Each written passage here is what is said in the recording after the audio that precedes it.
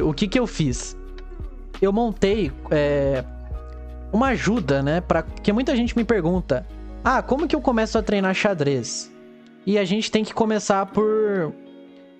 Não é, tipo, simplesmente entrar no negócio. A gente tem que ter uma base. E eu montei esses slides pra tentar ajudar nisso, né? Então, basicamente, a gente pode dividir nossos treinos em 4 fases, né? Em 4 sessões. Primeira sessão é a abertura, que pra estudá-la a gente precisa entender o nosso estilo de jogo. O meio jogo, que acho que muita gente aqui já deve ter chegado no meio jogo e falado: caramba, o que eu faço agora, né? É uma das perguntas que eu tinha até ano retrasado, por exemplo. Eu chegava nas minhas partidas e falava: caramba, e agora? O que eu faço, né? E finais, que pra mim é o que define a força do jogador. Um jogador experiente em finais, um jogador que sabe jogar finais, com certeza é um jogador muito forte, né? E também o cálculo, que ele deve ser feito com regularidade, porque o cálculo é uma coisa que, se a gente deixar de fazer por 2 semanas, ele não é o mesmo. Ou seja, o rendimento dele cai, entendeu? Valeu, Sanic, valeu por se inscrever aqui no canal. Eu já interajo aí com o chat. Mas basicamente, vamos dividir nessas 4 fases, né? Bom, a abertura. Na abertura, a gente deve considerar alguns aspectos. Primeiro, não é o principal a ser estudado. Então, não necessariamente compensa você ficar muito tempo focado na abertura, estudar só a abertura, ou demandar um grande tempo para a abertura. E outra, a gente precisa reconhecer o nosso estilo de jogo.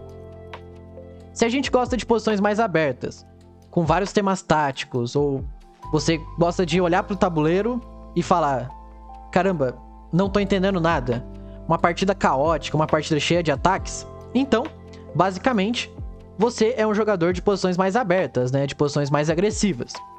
E eu coloquei algumas sugestões, que é desde a abertura escocesa, a abertura Rui Lopes, até o gambito escocês e o gambito do rei, que são opções extremamente agressivas, né? E se você é um jogador que gosta de posições mais fechadas, com manobras, sem muito contato entre as peças, né? Que você tem que elaborar um plano, uma posição decidida no detalhe, basicamente, umas sugestões são o peão dama clássico, né? Você jogar com D4, C4. A abertura inglesa, que é bem sólida também. A abertura hatch, que pode transpor para inglesa. E a abertura italiana, se você quiser jogar E4 de uma maneira mais sólida, que é a Giocopiano também, né? Defesas. E se você gosta de posições mais agressivas, as defesas que eu sugiro é a defesa Índia do Rei, a defesa Grunfeld, essas são defesas contra o peão dama, e uma defesa contra, e algumas defesas contra o peão rei são a siciliana Najdorf, que apesar de ser muito teórica e de precisar de muito tempo para estudo, é uma excelente defesa, que joga pela dinâmica, e a siciliana Sveshnikov, que é uma siciliana agressiva também, né? E se você gosta de posições mais fechadas e mais sólidas, eu recomendo o gambito dama recusado tradicional, a defesa eslava, que também é bem sólida, essas duas defesas contra o peão dama, e contra E4, a defesa Caro-Kann e a defesa francesa, assim como o clássico E5, eu tinha colocado, mas eu tirei, o clássico E4 e E5, também são opções de posições mais tranquilas, né? Passando aqui para o próximo slide. No meio jogo, é fundamental a gente considerar alguns aspectos. É importantíssimo conhecer o meu jogo para a gente poder chegar numa posição e conhecer os planos, né? Saber o que fazer. E de acordo com o nosso estilo, a gente pode priorizar o estudo. Mas não, eu coloco priorizar, mas não deixar de estudar alguma coisa. Por exemplo, se você é um jogador mais de ataque, eu recomendo que você estude mais a iniciativa, a dinâmica, posições de ataque, sacrifícios temáticos, planos de sacrifício. E se você é um jogador mais sólido, um jogador que joga com posições mais fechadas, eu recomendo estudar as estruturas de peões, manobra das peças, atividade das peças, né?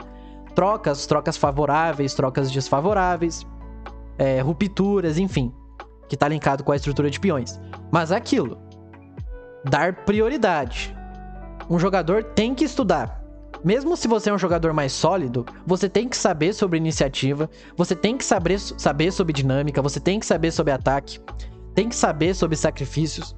Mas é aquilo, eu coloco priorizar porque é a sua forma de jogo. Mas é fundamental que você estude todos os aspectos do meio-jogo.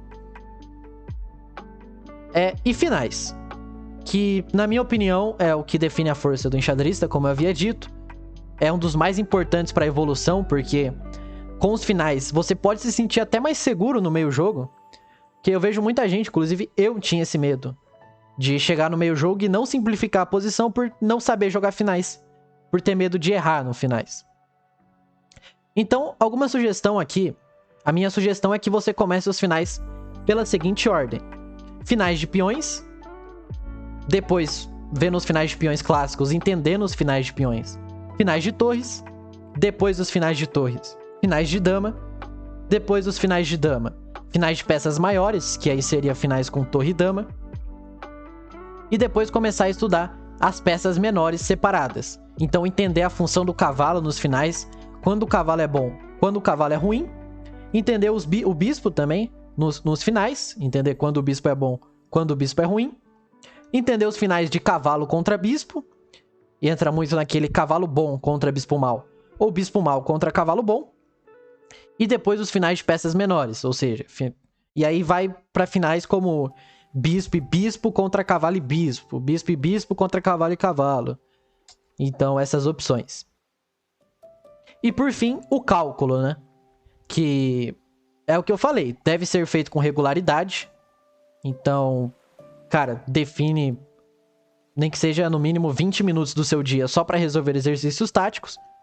E aquilo, resolver com calma e buscar acertar todos. Não fazer com pressa, eu acho que é isso aqui. Não. Você resolver com precisão. Você tentar acertar os exercícios táticos. Mesmo que você fique 20 minutos num exercício, é melhor você ficar 20 minutos num exercício e acertar do que você ficar 20 minutos em 4 exercícios e errar 3. Então é aquilo. Você deve fazer com calma e com regularidade, de preferência todos os dias e de preferência mais do que 20 minutos.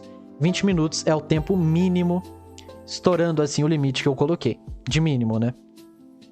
E para você começar a estudar, eu recomendo alguns materiais, que são os puzzles do chess.com, os puzzles do Chess Tempo, que são muito bons também, separados por temas, e livros focados no cálculo. Eu não vou abordar aqui as sugestões de livros, porque como eu não li muito livro de xadrez, eu não posso dar uma opinião sobre quais livros vocês devem ler. Aqui no meu canal da Twitch, eu tô lendo 2 livros, que é o Meu Sistema do Ninzovich e o livro Minhas Melhores Partidas do Alekhine. Então, o pessoal que tá aí no YouTube e quiser acompanhar na Twitch, eu vou deixar o link aí embaixo. E eu faço live praticamente toda semana aí, vendo esses 2 livros, o Meu Sistema e o livro do Alekhine. Então, nesse quesito de livro, eu não vou poder opinar, mas de preferência, se vocês puderem buscar outras informações, tem muito site também. O Rafael Leitão tem um site sobre livros, o Cricor. Eu vou tentar deixar aí na descrição esses sites, porque são jogadores que já leram os livros, então eles podem opinar. Basicamente é isso, espero ter ajudado. E é isso.